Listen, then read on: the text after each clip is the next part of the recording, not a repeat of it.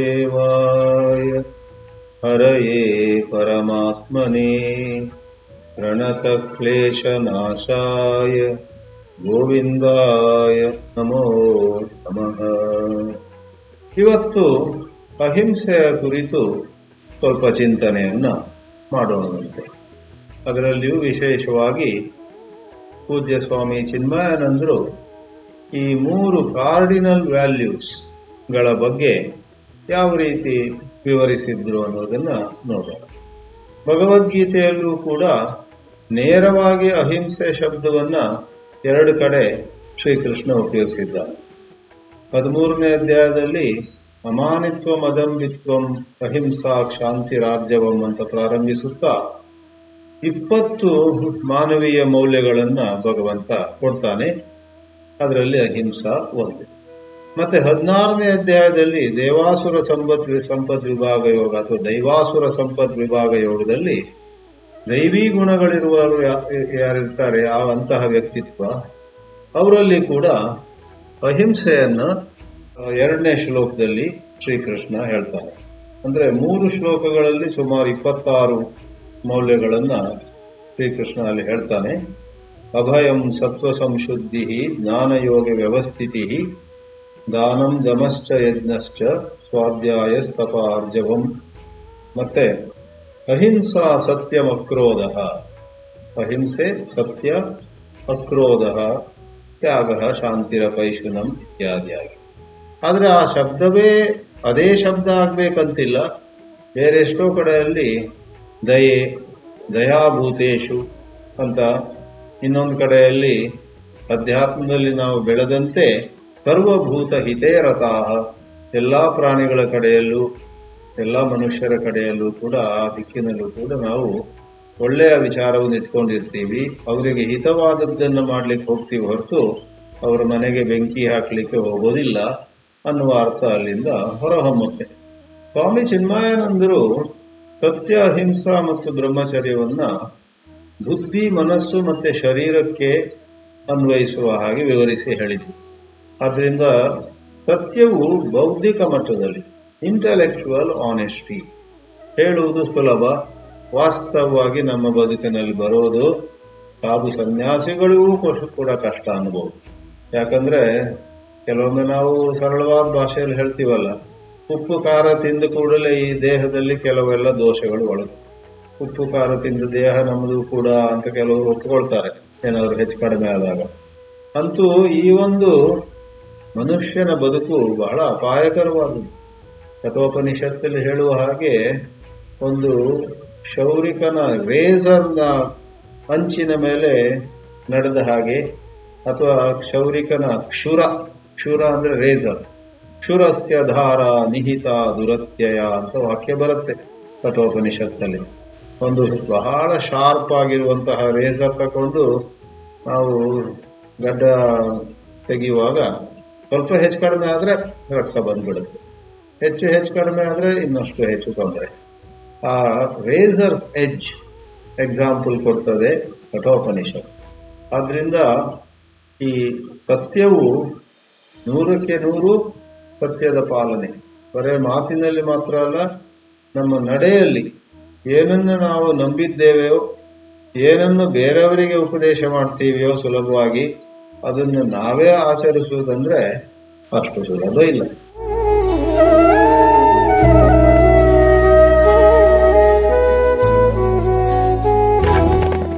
ಆದರೆ ಒಂದು ವೇಳೆ ಕಷ್ಟಪಟ್ಟು ಅದನ್ನು ಆಚರಿಸಿದ್ರೆ ನಮಗೆ ಸಿಗುವಂತಹ ಪುಣ್ಯ ಮತ್ತೆ ಸಿಗುವಂತಹ ಬೇರೆ ಲಾಭಗಳು ಅಪಾರವಾದವು. ಆದ್ರಿಂದ ನಾವು ಮೌಲ್ಯಗಳ ಬಗ್ಗೆ ಚಿಂತಿಸಬೇಕು ಮತ್ತೆ ಪ್ರಯೋಗ ಮಾಡಬೇಕು. ಪ್ರಯೋಗ ಅಂದ್ರೇನು? ಸಣ್ಣದಾಗಿ ನಾವು ದಿನವೂ ನಮ್ಮನ್ನು ಸುಧಾರಿಸ್ಕೊಳ್ಳಿಕ್ಕೆ ಪ್ರಾಮಾಣಿಕವಾಗಿ ಪ್ರಯತ್ನ ಮಾಡಬೇಕು. ಯಾವುದು ಸಾಧ್ಯವೋ ಅದನ್ನು ನಾವು ಮಾಡಿದ್ರೆ, ಯಾವುದು ಒಂದು ಸಮಯದಲ್ಲಿ ಅಸಾಧ್ಯವಾಗಿತ್ತೋ ಅದು ಕೂಡ ಸಾಧ್ಯವಾಗ್ತದೆ ಅಂತ ತಿಳಿದವರು ಹೇಳ್ತಾರೆ. ಆದ್ರಿಂದ ಸತ್ಯದ ಬಗ್ಗೆ ಮತ್ತೆ ವಿವರವಾಗಿ ಹೇಳಲಿಕ್ಕೆ ಹೋಗುವುದಿಲ್ಲ. ಅದು ಬೌದ್ಧಿಕ ಮಟ್ಟದಲ್ಲಿ ಮುಖ್ಯವಾಗಿ ಅನ್ವಯಿಸುತ್ತದೆ ಅಂತ ಹೇಳುವ ಅರ್ಥ ಮತ್ತೇನಲ್ಲ, ನಮ್ಮಲ್ಲಿ ಯಾವ ಮೌಲ್ಯದ ಬಗ್ಗೆ ಶ್ರದ್ಧೆ ಇದೆಯೋ ಅದಕ್ಕೆ ಸರಿಯಾಗಿ ನುಡಿ ಮತ್ತೆ ನಡೆ ಇರಬೇಕಾದದ್ದು ಅಲ್ಲಿ ಬೇಕಾಗ್ತದೆ. ಇವಾಗ ಅಹಿಂಸಾಗೆ ಬರೋಣ. ಅಹಿಂಸಾ ಅಂದ್ರೇನು? ಹಿಂಸೆ ಮಾಡದೇ ಇರುವಂತ. ಹೆಚ್ಚಿನ ಜನರು ಇದರ ಬಗ್ಗೆ ಹೆಚ್ಚು ಆಲೋಚನೆ ಮಾಡದಿದ್ರೆ ಅವರ ಮನಸ್ಸು ಹಿಂಸೆ ಅಂದ ಕೂಡಲೇ ಭೌತಿಕವಾಗಿ ಹಿಂಸೆ ಮಾಡುವುದು, ಯಾರಿಗಾದರೂ ಫಿಸಿಕಲಿ ನೋವುಂಟು ಮಾಡುವುದು. ಅಹಿಂಸೆ ಅಂದ್ರೆ ಆ ರೀತಿ ಯಾರಿಗೂ ಭೌತಿಕವಾಗಿ, ದೈಹಿಕವಾಗಿ, ಶಾರೀರಿಕವಾಗಿ ನೋವು ಮಾಡದಿದ್ರೆ ಆಯ್ತು, ನಮ್ದು ಅಹಿಂಸೆ ಮುಗೀತು ಅಂದ್ಕೊಳ್ತಾರೆ. ಆದ್ರೆ ಚಿನ್ಮಯಾನಂದರು ತಮ್ಮ ಪ್ರಾರಂಭಿಕವಾದ ಪುಸ್ತಕ ಅಂತ ಒಂದಿದೆ, ಮ್ಯಾನ್ಯುವಲ್ ಆಫ್ ಸೆಲ್ಫ್ ಅನ್ಫೋಲ್ಡ್ಮೆಂಟ್ ಅಥವಾ ಕಿಂಡಲ್ ಲೈಫ್ ಅಂತ 2-3 ಇದೆ, ಆರ್ಟ್ ಆಫ್ ಲಿವಿಂಗ್ ಅಂತ ಒಂದಿದೆ. ಅವುಗಳು ಬಹಳ ಪ್ರಾರಂಭಿಕವಾದ ಪುಸ್ತಕಗಳು ಸ್ವಾಮಿ ಚಿನ್ಮಯಾನಂದರು ಬರೆದಿದ್ದಲ್ಲಿ. ಅದರಲ್ಲೇ ಈ ವಿಷಯ ಬರುತ್ತೆ. ಅಲ್ಲಿ ಹೇಳ್ತಾರೆ, ಒಬ್ಬ ಶಸ್ತ್ರಚಿಕಿತ್ಸೆ ಮಾಡುವಂತಹ ವೈದ್ಯ ಚೂರಿಯನ್ನ, ಕತ್ರಿಯನ್ನ ಮತ್ತೆ ಕೆಲವು ಸರ್ಜಿಕಲ್ ಉಪಕರಣಗಳನ್ನೆಲ್ಲ ಉಪಯೋಗಿಸಿ ಏನನ್ನೋ ಕತ್ತರಿಸ್ತಾನೆ, ಏನನ್ನೋ ತುಂಡರಿಸ್ತಾನೆ. ಅಲ್ಲಿ ರಕ್ತವೂ ಬರಬಹುದು, ಅಲ್ಲಿ ಒಂದು ಅಂಗವೇ ಅಥವಾ ಅಂಗದ ಒಂದು ಭಾಗ ಹೊರಟೋಗಬಹುದು. ಆಂಪ್ಯೂಟೇಷನ್ ಅಂತಾರೆ ನೋಡಿ. ಕೆಲವೊಮ್ಮೆ ಅನಿವಾರ್ಯ ಕಾರಣಗಳಿಂದ ಒಂದು ಕಾಲನ್ನೇ ಅಥವಾ ಕಾಲಿನ ಭಾಗವನ್ನ ಕತ್ತರಿಸಿ ಹಾಕ್ತಾರೆ ಆ ಸರ್ಜನ್ಸ್. ಆಗ ನಾವು ಹೇಳಲಿಕ್ಕೆ ಬರುತ್ತಾ, ನೋಡಿ ನಿನ್ನೆ ಕಾಲು ಕತ್ತರಿಸಿದೆ, ಇವತ್ತು ಯಾರದ್ದು ಕೈ ಕತ್ತರಿಸ್ಲಿಕ್ಕೆ ಕೊಟ್ಟಿದ್ದಾನೆ, ನಾಳೆ ಯಾರದು ಹೊಟ್ಟೆಗೆ ಹಾಕ್ತಾನೆ ಚೂರಿ ಅಂತ ಹೇಳಿ ಇಂಥ ಒಂದು ಕ್ರೂರಿಯಾದಂತಹ ಹಿಂಸಾತ್ಮಕವಾದಂತಹ ಒಬ್ಬ ವ್ಯಕ್ತಿಯನ್ನ ನೋಡಿಲ್ಲ ಅಂತ ಆ ಶಸ್ತ್ರಚಿಕಿತ್ಸೆಯಲ್ಲಿ ತಜ್ಞರಾದಂತಹ ವೈದ್ಯರಿಗೆ ಹೇಳಲಿಕ್ಕೆ ಬರುತ್ತಾ, ಅದನ್ನು ಅವರು ಹೇಳ್ತಾರೆ. ಆದ್ರಿಂದ ದೈಹಿಕವಾಗಿ ಕೆಲವೊಮ್ಮೆ ನಾವು ಹಿಂಸೆ ಮಾಡ್ತಿರಬಹುದು, ಆದರೆ ನಾವು ಅವರಿಗೆ ಒಳ್ಳೆಯದನ್ನು ಮಾಡ್ತೇವೆ. ಒಳ್ಳೆಯದನ್ನು ಮಾಡುವಂತಹ ವಿಚಾರ ಮನಸ್ಸಿನಲ್ಲಿರುತ್ತೆ. ಇನ್ನು ಕೆಲವೊಮ್ಮೆ ದೈಹಿಕವಾಗಿ ನಾವು ಏನನ್ನೂ ಮಾಡದೇ ಇರಬಹುದು, ಆದರೆ ಯಾರೋ ಒಬ್ಬ ನಮಗೆ ಒಂದು 500 ರೂಪಾಯಿ ವಾಪಸ್ ಕೊಟ್ಟಿಲ್ಲ ಅಂತ ಇದರಲ್ಲಿ ಊರಿಗೆಲ್ಲ ಹೇಳೋದು ಅವನ ಬಗ್ಗೆ. ಅವನು ನೋಡಿ ನನ್ನ 500 ರೂಪಾಯಿ ಇನ್ನೂ ಕೊಟ್ಟಿಲ್ಲ ಅಂತ. ಅದು ಅವನಿಗೆ ತಿಳಿದಾಗ ತುಂಬಾ ಬೇಸರ ಆಗುತ್ತೆ. ನನ್ನ ಬಗ್ಗೆ ಊರಿಗೆಲ್ಲ ಯಾಕೆ ಹೇಳ್ತಿದ್ದಾರೆ, ನಾನು ಏನು ಕಷ್ಟದಲ್ಲಿದ್ದೇನೆ ಅವ್ರಿಗೆ ಗೊತ್ತಿಲ್ವಾ, ನನಗೇ ಹೇಳ್ಬೋದಿತ್ತಲ್ಲ. ಬೇರೆ ಬೇರೆ ರೀತಿಯಲ್ಲಿ ನಮ್ಮ ವರ್ತನೆಯಿಂದ ಕೆಲವರಿಗೆ ಅನಾವಶ್ಯಕವಾಗಿ ಆದರ ಕೊಡೋದು, ಇನ್ನು ಕೆಲವರಿಗೆ ಗೌರವ ಸಲ್ಲಿಸಬೇಕಾದಲ್ಲಿ ಗೌರವ ಸಲ್ಲಿಸದೇ ಇರುವಂತಹದ್ದು, ಗಾಸಿಪ್ ಮಾಡುವಂತಹದ್ದು, ಯಾರದ್ದೋ ಬಗ್ಗೆ ಅವರ ಹಿಂದೆ ಕೆಟ್ಟದಾಗಿ ಮಾತನಾಡುವಂತಹದ್ದು ಇತ್ಯಾದಿ ಇದೆಯಲ್ಲ, ಅದೆಲ್ಲವೂ ಹಿಂಸೆ. ಭೌತಿಕವಾಗಿ ನೀವು ಒಂದು ಸಣ್ಣ ಸೂಜಿಯನ್ನು ಅವರ ಚರ್ಮಕ್ಕೆ ಮುಟ್ಟದೇ ಇರಬಹುದು, ಆದರೆ ನಿಮ್ಮ ವರ್ತನೆ, ನೀವು ಅವರನ್ನು ನೋಡಿಕೊಳ್ಳುವ ಬಗೆ, ನೀವು ಅವರಿಗೆ ಏನು ಕೊಡಬೇಕಿತ್ತೋ ಅದನ್ನು ಕೊಡದಿರುವುದು ಅಥವಾ ಏನು ಅವರಿಗೆ ಕೊಡಬಾರದು ಅದನ್ನು ಅವ್ರ ಕಡೆ ಕಳಿಸ್ಬಿಡೋದು, ಏನೋ ಆಗತ್ತೆ ನೋಡಿ ವ್ಯವಹಾರದಲ್ಲಿ. ಅದರಿಂದ ಅವರಿಗೆಲ್ಲ ನೋವಾದ್ರೆ ಆಗ ಭೌತಿಕವಾಗಿ ಇನ್ನೊಮ್ಮೆ ಒಂದು ಸೂಜಿ ಕೂಡ ಅವರನ್ನು ಮುಟ್ಟದಿದ್ರೂ ನೀವು ಅವರಿಗೆ ಹಿಂಸೆ ಮಾಡ್ತೀರ. ಬೇರೆ ಬೇರೆ ರೀತಿಯಾದಂತಹ ಪಕ್ಷಪಾತಗಳು, ಜಾತಿಯ ಆಧಾರದಲ್ಲೋ ಮೈ ಬಣ್ಣದ ಆಧಾರದಲ್ಲೋ ಹೆಣ್ಣು ಗಂಡು ಅನ್ನುವಂತಹ ವ್ಯತ್ಯಾಸದಲ್ಲೋ, ವೇರಿಯಸ್ ಫಾರ್ಮ್ಸ್ ಆಫ್ ಬಾಯಾಸ್ ಅಂತಾರಲ್ಲ, gender bias, linguistic bias, professional bias, prejudice based on color of the skin, color of the eyes, racist ಪಕ್ಷಪಾತ ಇತ್ಯಾದಿ ಇರುತ್ತಲ್ಲ, ಅದೆಲ್ಲವೂ ಹಿಂಸೆ. ಆ ರೀತಿ ನೋಡಿದ್ರೆ ಸತ್ಯ, ಅಹಿಂಸೆ ಮತ್ತೆ ಬ್ರಹ್ಮಚರ್ಯವೂ ಕೂಡ ಆ ರೀತಿ ನೋಡಿದ್ರೆ ಎಲ್ಲ ಒಂದೇ. ಅದು ಒಂದು ಒಳ್ಳೆಯ ನಡತೆಯ 3 ಮುಖಗಳು, ಒಂದೇ ನಡತೆ. ಅದು ಯಾವಾಗ ನಾವು ತುಂಬಾ ಪ್ರಾಮಾಣಿಕರಾಗ್ತೀವೋ ಆವಾಗ ನಮ್ಮಿಂದ ಸತ್ಯವೂ ಹೊರಹೊಮ್ಮುತ್ತೆ. ನಮ್ಮ ಪ್ರೈವೇಟ್ ಲೈಫ್ನಲ್ಲೂ ಕೂಡ, ಖಾಸಗಿ ಜೀವನದಲ್ಲೂ ಅಥವಾ ಸಾರ್ವಜನಿಕ ಜೀವನದಲ್ಲೂ ಕೂಡ ಸತ್ಯ, ಅಹಿಂಸೆ, ಬ್ರಹ್ಮಚರ್ಯ ಈ 3 ಹೊರಹೊಮ್ಮುತ್ತವೆ.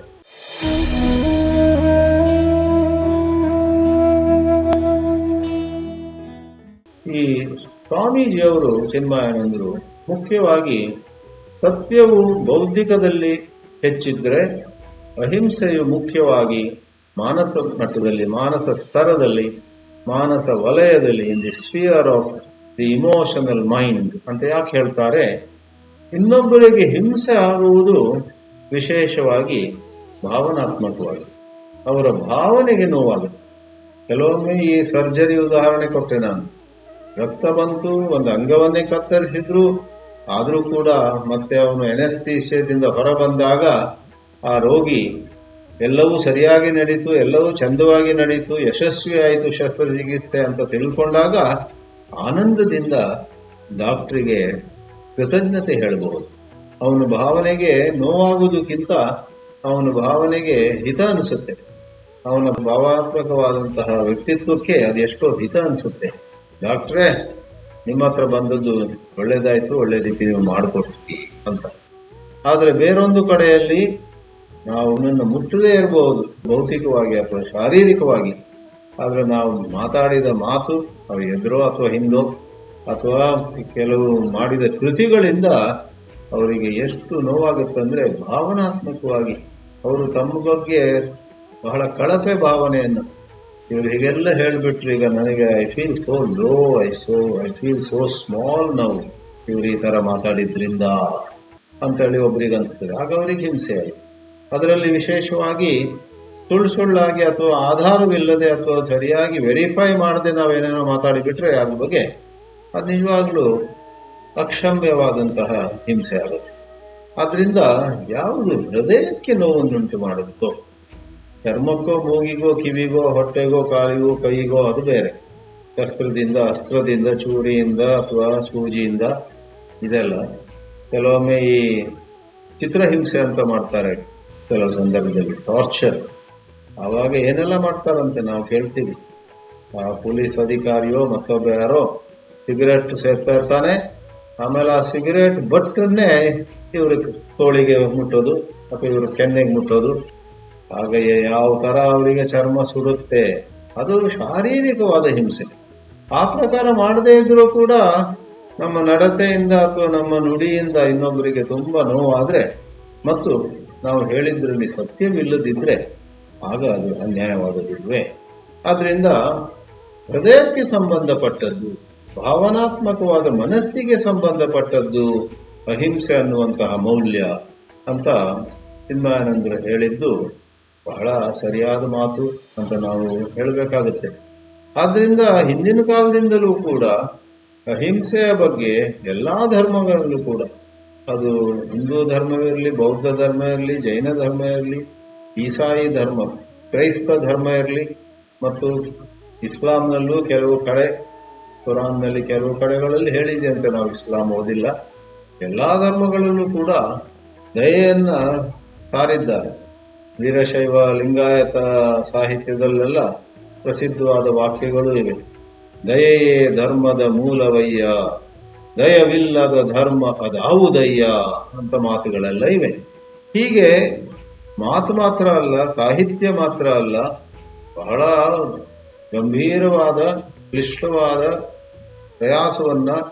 ಪ್ರಯತ್ನವನ್ನ ಸಾಧು ಸಂತರೆಲ್ಲ ಮಾಡಿದ್ದಾರೆ. ಎಲ್ಲ ಪುರಾಣಗಳಲ್ಲಿ, ಇತಿಹಾಸಗಳಲ್ಲಿ ಅದು ಸಿಗುತ್ತೆ ನಮಗೆ. ಅಂತ ಸಂದರ್ಭದಲ್ಲಿ ಅಹಿಂಸೆ ಅನ್ನೋದನ್ನ ಎಲ್ಲರಿಗೂ ಒಂದೇ ರೀತಿ ಉಪದೇಶಿಸಬೇಕಾ ಅಥವಾ ಅಲ್ಲಿ ಅವರ ಅರ್ಹತೆ, ಅವರ ಯೋಗ್ಯತೆ, ಅವರ ಶಕ್ತಿ, ಅವರ ಸಾಮರ್ಥ್ಯವನ್ನ ಅವಲಂಬಿಸಿ ಹೇಳತಕ್ಕದ್ದು ಅನ್ನುವಂತ ಒಂದು ಪ್ರಶ್ನೆ ಬರುತ್ತೆ. ಒಂದು ಕಡೆ ಬಹಳ ಚಂದವಾಗಿ ಒಬ್ಬರು ಪತ್ರಕರ್ತರು ಕಾಂಚಿ ಪರಮಾಚಾರ್ಯರನ್ನ ಕೇಳ್ತಾರೆ. ಕಾಂಚಿ ಪರಮಾಚಾರ್ಯರಂದ್ರೆ ಈಗ ವಿಜಯೇಂದ್ರ ಸರಸ್ವತಿ ಅಂತಿದ್ದಾರೆ ಕಾಂಚಿಯಲ್ಲಿ. ಅವರು ಮೊದಲು ಜಯೇಂದ್ರ ಸರಸ್ವತಿ ಅಂತಿದ್ರು. ಜಯೇಂದ್ರ ಸರಸ್ವತಿ ಅವರ ಗುರುಗಳಾಗಿದ್ದ ಚಂದ್ರಶೇಖರ ಸರಸ್ವತಿ ಅನ್ನೋರು ಸುಮಾರು 99 ವರ್ಷ ಬದುಕಿದ್ರು. ಅವರು ಬಹುಶಃ 1994 ಏನೋ ತೀರಿ ಹೋದ್ರು. ಆವಾಗ ಅವರಿಗೆ 99 ಆಗಿತ್ತು. ಅವರು ಬಹಳ ದೊಡ್ಡ ತಪಸ್ವಿ ಮತ್ತು ವಿಶೇಷವಾದ ಶಕ್ತಿಗಳನ್ನೆಲ್ಲ ಹೊಂದಿದ್ರು. ಎಷ್ಟೋ ಭಾಷೆಗಳನ್ನು ತಿಳಿದಿದ್ರು, ತುಂಬಾ ಶಾಸ್ತ್ರಗಳನ್ನು ಓದಿದ್ರು. ಅವರ ಬದುಕಂತೂ ಬಹಳ ಸರಳವಾಗಿತ್ತು ಇತ್ಯಾದಿಯಾಗಿ ನಾವು ಕೇಳ್ತೇವೆ. ಅವ್ರ ಬಗ್ಗೆ ತುಂಬಾ ಗೌರವ ಜನರಲ್ಲಿದೆ. ಅವರ ಶಾಂಕರ ಸಿದ್ಧಾಂತವನ್ನ ಪಾಲಿಸುವವರಾಗ್ಲಿ ಅಥವಾ ಬೇರೆ ಸಿದ್ಧಾಂತಗಳನ್ನ ಪಾಲಿಸುವವರಾಗ್ಲಿ ಪರಮಾಚಾರ್ಯ ಪೆರಿಯವಾ ಅಂತ ತಮಿಳಿನವ್ರು ಹೇಳ್ತಿರ್ತಾರೆ, ದೊಡ್ಡವರು ಅಂತ. ಮತ್ತೆ ಚಂದ್ರಶೇಖರ ಸರಸ್ವತಿ ಅಂತ. ಮೂಲತಃ ಕನ್ನಡ ಕುಟುಂಬದಲ್ಲಿ ಹುಟ್ಟಿದವರು ಅವರು. ಆದರೆ ಬಾಲ್ಯದಲ್ಲಿಯೇ ತಮಿಳುನಾಡಿಗೆ ಹೋಗಿ ಅಲ್ಲಿ 11 ವರ್ಷಕ್ಕೆ ಏನೋ ಆ ಮಠದಲ್ಲಿ ಶಂಕರಾಚಾರ್ಯ ಆಗಿ ಮತ್ತೆ ಮೇಲೆ ಬಂದವರು. ಅವರನ್ನ ಪತ್ರಕರ್ತರು ಕೇಳ್ತಾರೆ, ಆ ಕಾಲದಲ್ಲಿ ಗಾಂಧೀಜಿಯು ಇದ್ರು. ಗಾಂಧೀಜಿಯವರು ಹೇಳ್ತಾರಲ್ಲ, ಒಂದು ಅಹಿಂಸೆ ಎಲ್ಲರಿಗೂ ಹೇಳ್ತಾರಲ್ಲ, ಯಾರೋ ನಿಮ್ಮ ಒಂದು ಕೆನ್ನೆ ಕೊಡ್ತಾರೆ ಇನ್ನೊಂದು ಕೆನ್ನೆ ತೋರಿಸಿ, ಎಂದೂ ಕೂಡ ನೀವು ಹಿಂಸೆಗೆ ಪ್ರತಿಯಾಗಿ ನಿಮ್ಮಿಂದ ಹಿಂಸೆ ಆಗಬಾರ್ದು. ಯಾರಾದ್ರೂ ನಿಮ್ಮ ಮನೆ ಸುಟ್ರೆ ಅವ್ರ ಮನೆ ನೀವು ಸುಡಬಾರ್ದು, ಯಾರಾದ್ರೂ ನಿಮ್ಗೆ ಥಳಿಸಿದ್ರೆ ನೀವು ಕೋಲ್ ಕೈಗೆ ಎತ್ಕೊಳ್ಬಾರ್ದು. ಈ ರೀತಿ ಎಲ್ಲ ಗಾಂಧೀಜಿ ಮಾತಾಡಿದ್ರು. ನಿಮಗೆ ಸೋಜಿಗ ಅನಿಸ್ಬಹುದು, ಗಾಂಧೀಜಿಯನ್ನು ನಾವಿಲ್ಲಿ ಟೀಕೆ ಮಾಡ್ಲಿಕ್ಕೆ ಹೋಗಿಲ್ಲ. ಆದ್ರೆ ಚಂದ್ರಶೇಖರ ಸರಸ್ವತಿಯವರು, ಶೃಂಗೇರಿಯ ಚಂದ್ರಶೇಖರ ಭಾರತಿ ಅಲ್ಲ, ಚಂದ್ರಶೇಖರ ಸರಸ್ವತಿಯವರು ಕಾಂಚಿ ಮಠದವರು. ಅವರು ಹೇಳಿದ್ರಂತೆ, ನಮ್ಮ ಸನಾತನ ಧರ್ಮದ ಶಾಸ್ತ್ರಗಳಲ್ಲಿ ಗಾಂಧೀಜಿ ಹೇಳುವಂತಹ ಯಾರಾದ್ರೂ ನಮ್ಮನ್ನು ಕೊಲ್ಲಲಿಕ್ಕೆ ಬಂದ್ರೆ ನಾವು ಕೈಯಲ್ಲಿ ಶಸ್ತ್ರವನ್ನ ಅಥವಾ ಚೂರಿ ಪಿಸ್ಟೋಲ್ ಹಿಡ್ಕೊಳ್ಬಾರ್ದಂತ ಒಂದು ಗಾಂಧೀಜಿ ಹೇಳುವ ಅದನ್ನ ಹೇಳಿಲ್ಲ. ನಮ್ಮಲ್ಲಿ ಸಾಂಪ್ರದಾಯಿಕವಾಗಿ ಟ್ರೆಡಿಷನಲಿ ಸ್ಪೀಕಿಂಗ್ 4 ವರ್ಣಗಳನ್ನು ಹೇಳಲಾಗಿದೆ, ಬ್ರಾಹ್ಮಣ ಕ್ಷತ್ರಿಯ ವೈಶ್ಯ. 4 ಆಶ್ರಮಗಳನ್ನು ಹೇಳಲಾಗಿದೆ, ಬ್ರಹ್ಮಚರ್ಯ, ಗೃಹಸ್ಥ, ವಾನಪ್ರಸ್ಥ ಮತ್ತು ಸನ್ಯಾಸ. ಇವುಗಳನ್ನು ಜೋಡಿಸಿದ್ರೆ ನಿಮಗೆ 16 ಕಾಂಬಿನೇಷನ್ ಸಿಗುತ್ತೆ. ಚಂದ್ರಶೇಖರ ಸರಸ್ವತಿ ಅವರು ಹೇಳಿದ್ರು. ಆ 16ರಲ್ಲಿ ಬ್ರಾಹ್ಮಣ ಸನ್ಯಾಸಿಗೆ ಮಾತ್ರ ಗಾಂಧೀಜಿ ಹೇಳಿದಂತ ಅಹಿಂಸೆ ಅನ್ವಯಿಸ್ತದೆ. ಮಿಕ್ಕಿದ 15 ಕಾಂಬಿನೇಷನ್ಸ್ ಯಾವುದು? ಬ್ರಹ್ಮಚಾರಿ, ಬ್ರಾಹ್ಮಣ, ಗೃಹಸ್ಥ, ಬ್ರಾಹ್ಮಣ, ವಾನಪ್ರಸ್ಥ, ಕ್ಷತ್ರಿಯ 4, ವೈಶ್ಯ 4, ಶೂದ್ರ 4 ಆಶ್ರಮಗಳು. ಅಂದ್ರೆ ಶೂದ್ರ ಬ್ರಹ್ಮಚಾರಿ, ಶೂದ್ರ ಗೃಹಸ್ಥ, ಶೂದ್ರ ವಾನಪ್ರಸ್ಥ ಅಂಡ್ ಶೂದ್ರ ಯಾವುದದು ಸನ್ಯಾಸ. ಅದು ಹಳೆಯ ಭಾಷೆ. ನಾನೇನು ಆ ವರ್ಣ ವ್ಯವಸ್ಥೆ ಅಥವಾ ಆ ಜಾತಿ ವ್ಯವಸ್ಥೆಯನ್ನು ಇಲ್ಲಿ 100ಕ್ಕೆ 100 ಬೆಂಬಲಿಸ್ತಾ ಇಲ್ಲ. ಆ ಒಂದು ಭಾಷೆ ಇದೆ, ಆ ಒಂದು ಚೌಕಟ್ಟು ಇದೆ ತಾನೆ. ಆ ಚೌಕಟ್ಟಿನಿಂದ ಹೇಳುವುದಿದ್ರೆ ಆ ಚಂದ್ರಶೇಖರ ಸರಸ್ವತಿ ಹೇಳಿದ್ರು 16ರಲ್ಲಿ 1 ಮಾತ್ರ. ಅಷ್ಟು ಮಾತ್ರ ಅಲ್ಲ, ಆ ಪ್ರಕಾರ ಜಾತಿಯಿಂದ ಬ್ರಾಹ್ಮಣರಾಗಿದ್ದು ಆಶ್ರಮದಿಂದ ಸನ್ಯಾಸಿ ಆಗುವವರು ಎಷ್ಟು ಜನ ಇರ್ತಾರೆ? ಬಹಳ ಕಡಿಮೆ. 10,000ಕ್ಕೊಬ್ರೇನು, 20,000ಕ್ಕೊಬ್ರು ಇರ್ಬೋದು. ಅವರಿಗೆ ಮಾತ್ರ ಆ ಪ್ರಕಾರ ಆಗಿ 1 ಕೆನ್ನೆ ಹೊಡೆದ್ರೆ ಇನ್ನೊಂದು ಕೆನ್ನೆ ತೋರಿಸ್ಬೇಕು ಅಂತ ಹೇಳಲಾಗಿದೆ. ಮಿಕ್ಕಿದವರೆಲ್ಲ ತಮ್ಮ ಮನೆಯನ್ನು ರಕ್ಷಿಸಿಕೊಳ್ಬೇಕು. ತಮ್ಮ ಪತ್ನಿ, ಮಕ್ಕಳು, ಅಥವಾ ಹೆಂಗಸಾದ್ರೆ ಪತಿ ಮತ್ತೆ ಮಕ್ಕಳು, ಮತ್ತೆ ಬೇರೆ ಬೇರೆ ರೀತಿಯಲ್ಲಿ ಆತ್ಮರಕ್ಷಣೆ. ಮತ್ತು ಕೆಲವು ಸಾರಿ ಆ ರೀತಿ ಅವರು ಮಾಡದಿರಲಿ ಅಂತ ಒಂದಿಷ್ಟು ಮೊದಲೇ ಅವರಿಗೆ ಹೆದರಿಸುವ ರೀತಿಯಲ್ಲಿ, ಅದಕ್ಕಿಂತ ಹೆಚ್ಚು ಮುಂದೆ ಬರಬೇಡಿ, ಒಂದು ಲಕ್ಷ್ಮಣ ರೇಖೆ ಹಾಕಿ ಅಲ್ಲಿಂದ ದಾಟಿ ಬಂದ್ರೆ ಮತ್ತೆ ನನಗೆ ಬೈಬೇಡಿ, ನಾನು ಹೇಳಿದ್ದೆ ಮೊದಲೇ ನೀವು ಅಷ್ಟು ಮುಂದೆ ಬರಬಾರ್ದು, ಬಂದ್ರೆ ಹೊಡಿತೀನಿ ಅಂತ.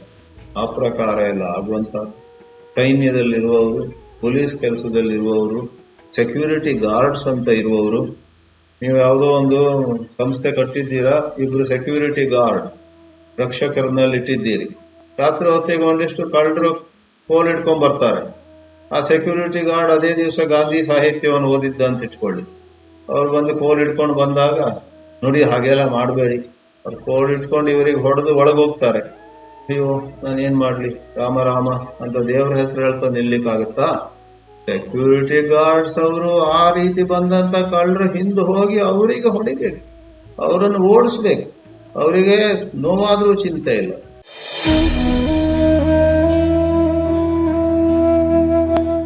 ಈ ಪ್ರಕಾರವಾಗಿ ಶ್ರೀಕೃಷ್ಣನು ಅರ್ಜುನಿಗೆ ಬೋಧಿಸಿದ್ದು ಕೂಡ ಅಹಿಂಸಾ ಅನ್ನೋದು ಆ ಪ್ರಕಾರ ಎಲ್ಲರಿಗೂ ಒಂದೇ ರೀತಿ ಅಂತ ಇಲ್ಲ.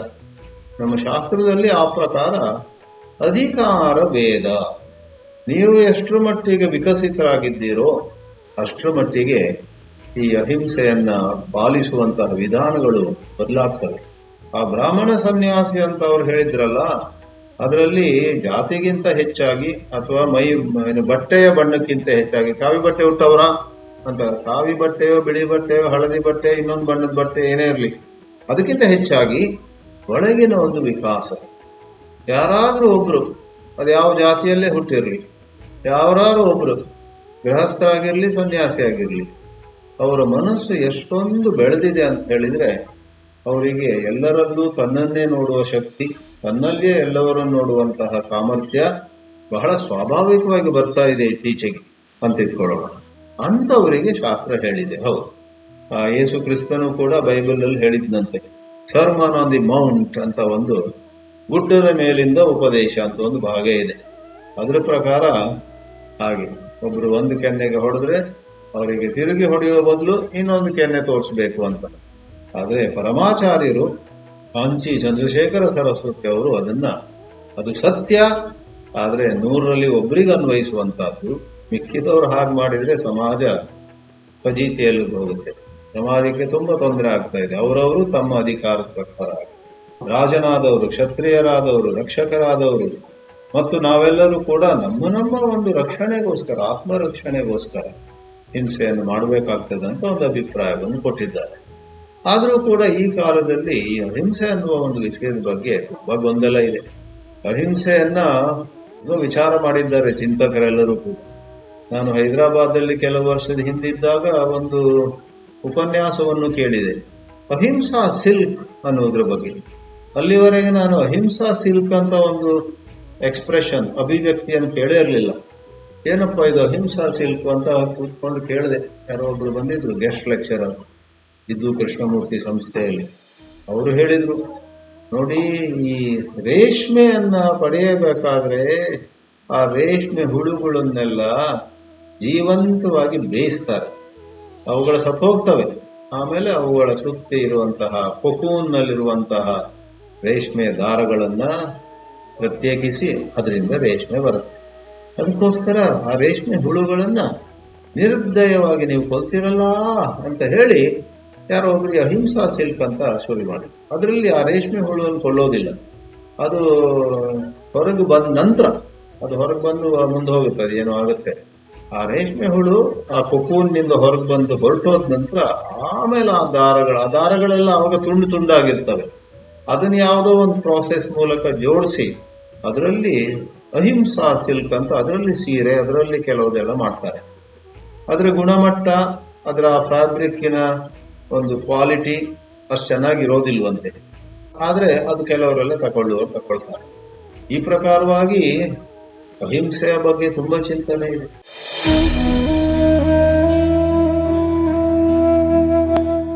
ಈ ಒಂದು ವಿಷಯವನ್ನ ನೋಡೋಣವಂತೆ.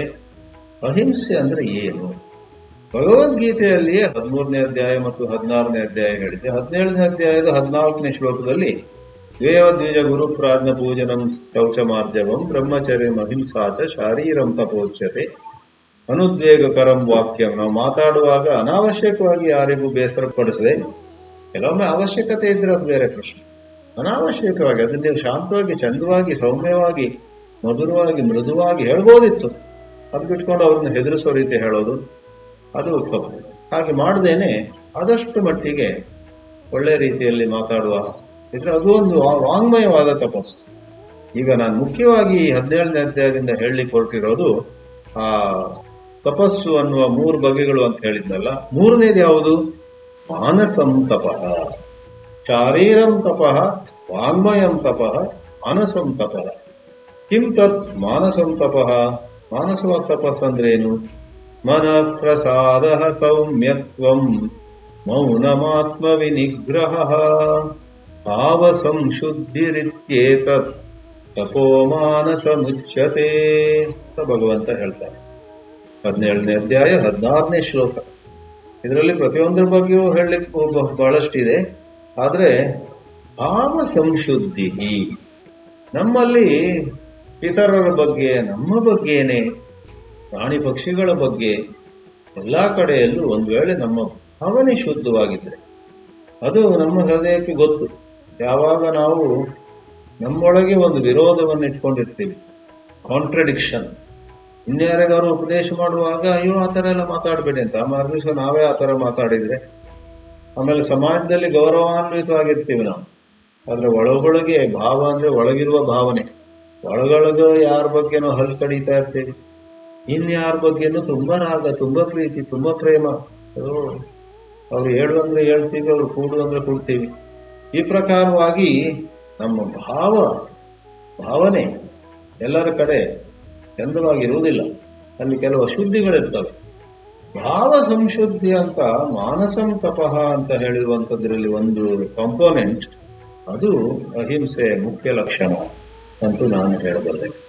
ಚಿನ್ಮಯಾನಂದರ ವ್ಯಾಖ್ಯಾನವು ಕೂಡ it is something to do with your mind, it is mental purity, it is absence of hatred ಅಂತೆಲ್ಲ ಹೇಳ್ತಿದ್ರು.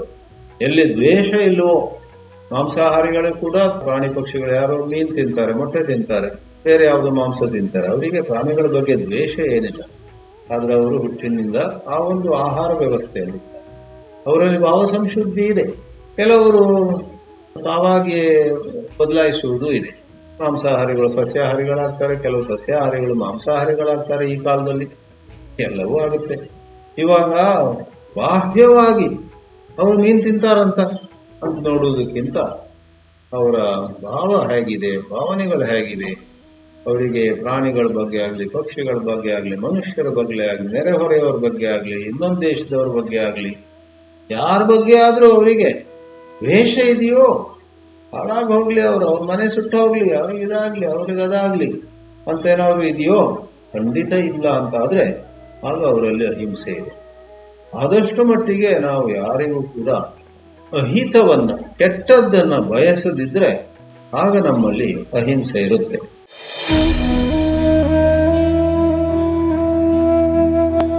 ರಮಣ ಮಹರ್ಷಿಗಳೊಬ್ರು ಕೇಳಿದ್ರು ರಮಣ ಮಹರ್ಷಿಗಳಿಗೆ, ಸಸ್ಯಾಹಾರ ಒಳ್ಳೇದ ಮಾಂಸಾಹಾರ ಒಳ್ಳೇದ ಅಂತ. ಅವರು ಅದು ಯಾವ ಮೂಡಲ್ಲಿದ್ದೋ ಗೊತ್ತಿಲ್ಲ, ಅದಿನ ಬಂದವರಿಗೆ ಪ್ರಶ್ನೆ ಕೇಳ್ತಾರಂತೆ. ಮೊದಲು ಯಾರು ಯಾರನ್ನ ತಿಂತಿದ್ದಾರೆ ಅನ್ನೋದನ್ನು ಕಂಡು ಹಿಡಿಯಿರಿ ಅಂದ್ರೆ. ಕೆಲವರಿಗೆ ಅರ್ಥವಾಗೋದಿಲ್ಲ ಆ ಮಾತು. ಏನನ್ನ ತಿಂತಿದ್ದೀರಂತ ವಿಷಯ ಬೇರೆ, ಆದ್ರೆ ತಿನ್ನುವವರು ಯಾರು? ತಿನ್ನುವ ನಾನ್ ಸ್ವಾಮಿ, ನಾನ್ ಮೀನ್ ತಿನ್ಬೋದಾ ಅಥವಾ ನಾನು ಬರೇ ಬದನೆಕಾಯಿ ತಿನ್ಬೇಕಾ ಅಂತ ಕೇಳಿದಾಗ, ಆ ಮೀನನ್ನು ಬಿಡಿ, ಬದನೆಕಾಯಿ ಬಿಡಿ, ನಾನು ತಿನ್ನುವವನು ಅಂತೋದಿದೆಯಲ್ಲ, ನಾನು ಯಾರು ಅನ್ನೋದನ್ನು ಪ್ರಶ್ನಿಸಿ ಅಂತ ರಮಣ ಮಹರ್ಷಿಗಳು ಉತ್ತರ ಕೊಟ್ರು. ಅವರು ಕೆಲವೊಮ್ಮೆ ಇದಕ್ಕೆ ಹೇಳೋದು ಔಟ್ ಆಫ್ ಬಾಕ್ಸ್ ಥಿಂಕಿಂಗ್ ಅಂತ, ಇದಕ್ಕೆ ಹೇಳೋದು ಲ್ಯಾಟ್ರಲ್ ಥಿಂಕಿಂಗ್.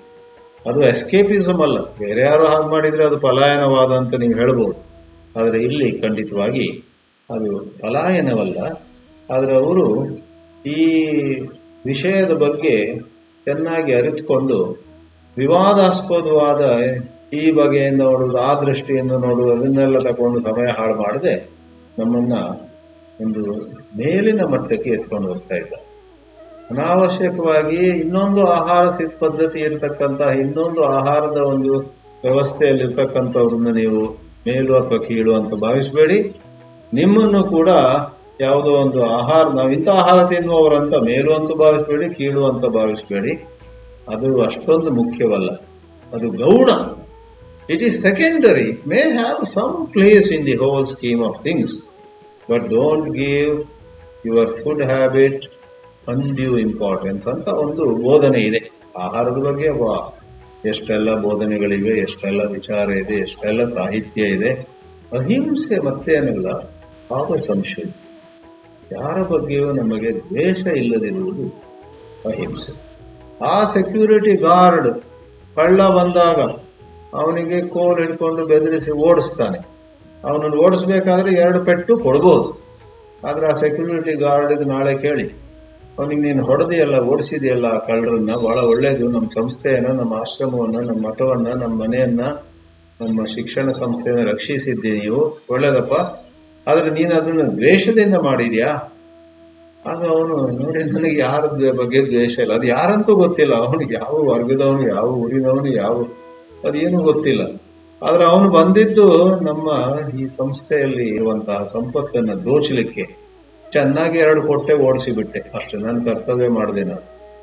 ಆ ರೀತಿಯಲ್ಲಿ ಶ್ರೀಕೃಷ್ಣ ಅರ್ಜುನನಿಗೆ ಯುದ್ಧ ಮಾಡುವಂತ ಹೇಳಿದ್ದು ಕೂಡ ಅದನ್ನ ಎಷ್ಟೋ ಜನ ತಪ್ಪು ತಿಳ್ಕೊಳ್ತಾರೆ. ಶ್ರೀಕೃಷ್ಣ ಹಿಂಸೆಯನ್ನು ಬೋಧಿಸಿದ್ದಾನಲ್ಲ ಅಂತ. ಹಿಂಸೆ ಇಲ್ಲ ಅಲ್ಲಿ. ಶ್ರೀಕೃಷ್ಣ ಅರ್ಜುನನಿಗೆ ಹೇಳಿದ್ದು, ನಿನ್ನ ಕರ್ತವ್ಯವನ್ನು ಮಾಡು, ಕ್ಷತ್ರಿಯನಾದದ್ರಿಂದ ನೀನು ನ್ಯಾಯಕ್ಕಾಗಿ ಹೋರಾಡಬೇಕು. ನೇರವಾಗಿ ನೀನೇನು ಯುದ್ಧಕ್ಕೆ ಇಳಿದಿಲ್ಲ. ಭಗವಂತ ಶ್ರೀಕೃಷ್ಣನನ್ನೇ ಕಳಿಸಿದ್ರು ಅವರು ರಾಯಭಾರಿಯಾಗಿ, ರಾಜದೂತನಾಗಿ. ಶ್ರೀಕೃಷ್ಣನ ದೂತ ಏನಂತ ಅದಕ್ಕೆ ರಾಯಭಾರ ಅಂತಾರೆ. Krishna went as a messenger to negotiate and avoid war. ಅದು ಸರಿಯಾಗ್ಲಿಲ್ಲ. ಕೊನೆಗೆ ಬೇರೆ ದಾರಿ ಇಲ್ಲದೆ 5 ಗ್ರಾಮಗಳು ಸಿಕ್ಕಿದ್ರೆ ಸಾಕಂತ ಹೇಳಿದ್ದ ಯುಧಿಷ್ಠಿರ. ನೀವು ನಾವು ಅವನ ಜೊತೆ ಒಪ್ಲಿಕ್ಕಿಲ್ಲ. ದ್ರೌಪದಿಗೆ ಇನ್ನೊಂದು ಗ್ರಾಮವೂ ಕೇಳಿಲ್ಲ. ಅಯ್ಯೋ 5 ಗ್ರಾಮ ಕೇಳ, ಅದರಲ್ಲೂ ಬೇರೆ ಬೇರೆ ಇದೆ ವಿಷಯ. ಅದ್ಯಾವುದು ಕೆಲಸ ಮಾಡದಿದ್ದಾಗ ಯುದ್ಧ ಮಾಡಬೇಕು. ಇದು ಯುದ್ಧವು ಶಂಕರಾಚಾರ್ಯರು ತಮ್ಮ ಭಾಷ್ಯದಲ್ಲೂ ಅಲ್ಲಲ್ಲಿ ಹೇಳ್ತಾರೆ, ಕರ್ತವ್ಯ ರೂಪೇಣ ಪ್ರಾಪ್ತಂ ಯುದ್ಧಂ ಅಂತ.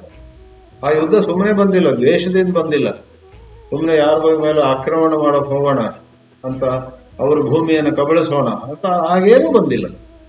ಆದ್ರೆ ಆ ಯುದ್ಧ, ಮಹಾಭಾರತದ ಯುದ್ಧ ಕರ್ತವ್ಯ, ಕ್ಷತ್ರಿಯನ ಕರ್ತವ್ಯ ಮತ್ತು ನ್ಯಾಯಕ್ಕಾಗಿ, ಮತ್ತು ನಮ್ಮ ಮೇಲೆ ಆಕ್ರಮಣ ಮಾಡಿ ನಮ್ಮ ಭೂಮಿಯನ್ನು ಕಬಳಿಸಿದವರನ್ನ ಹಿಮ್ಮೆಟ್ಟಿಸಲಿಕ್ಕೋಸ್ಕರ.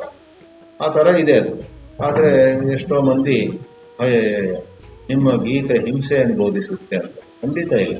ಗೀತೆಯಲ್ಲಿ ಹೇಳಿರುವುದು ನೀವು ನಿಮ್ಮ ಕರ್ತವ್ಯವನ್ನು ಗುರುತಿಸಿಕೊಳ್ಳಿ, ಆ ಕರ್ತವ್ಯವನ್ನ ಯಾರ ಬಗ್ಗೆಯೂ ದ್ವೇಷ ಇಲ್ಲದೆ, ಯಾರ ಬಗ್ಗೆಯೂ ಕೂಡ ಅವರಿಗೆ ಕೆಟ್ಟದಾಗ್ಲಿ ಅನ್ನುವಂತಹ ಭಾವನೆ ಇಲ್ಲದೆ ಮಾಡಬೇಕು. ರಾಮಾಯಣದಲ್ಲೂ ಕೂಡ ನಾವು ಕೇಳ್ತೇವೆ, ಇನ್ನೇನು ಯುದ್ಧ ಕೊನೆಗೊಳ್ತಾ ಇದೆ, ಆಗಲೂ ರಾವಣನಿಗೆ ಶ್ರೀರಾಮ ಒಂದು ಅವಕಾಶ ಕೊಡ್ತಾನಂತೆ. ನೋಡಪ್ಪ ರಾವಣ, ಈಗಲೂ ಕೂಡ ನೀನು ಸೀತೆಯನ್ನ ಹಿಂದೆ ಕಳಿಸಿಕೊಟ್ರೆ ನಾವು ಇಲ್ಲಿಗೆ ಯುದ್ಧವನ್ನು ನಿಲ್ಲಿಸ್ತೀವಿ ಅಂತ. ಎಂಥ ಔದಾರ್ಯ ನೋಡಿ. ಆಮೇಲೆ ರಾವಣ ಹೋದ ನಂತರ ಭರತನನ್ನೋ ಲಕ್ಷ್ಮಣನನ್ನೋ ಶತ್ರುಘ್ನನನ್ನೋ ರಾಜನಾಗಿ ಅಲ್ಲಿ ಕೂಡಿಸಬಹುದಿತ್ತು. ಅದರ ಬದಲು ಶ್ರೀರಾಮ ಆ ರಾವಣನ ತಮ್ಮನೇ ಆದಂತಹ ವಿಭೀಷಣನಲ್ಲಿ ರಾಜನ ಮಾಡಿ ನಮ್ಮ ಕೆಲಸ ಆಯ್ತು, ನಾವು ಹಿಂತಿರುಗೋಣ ಅಂತ ಹೇಳ್ತಾರೆ.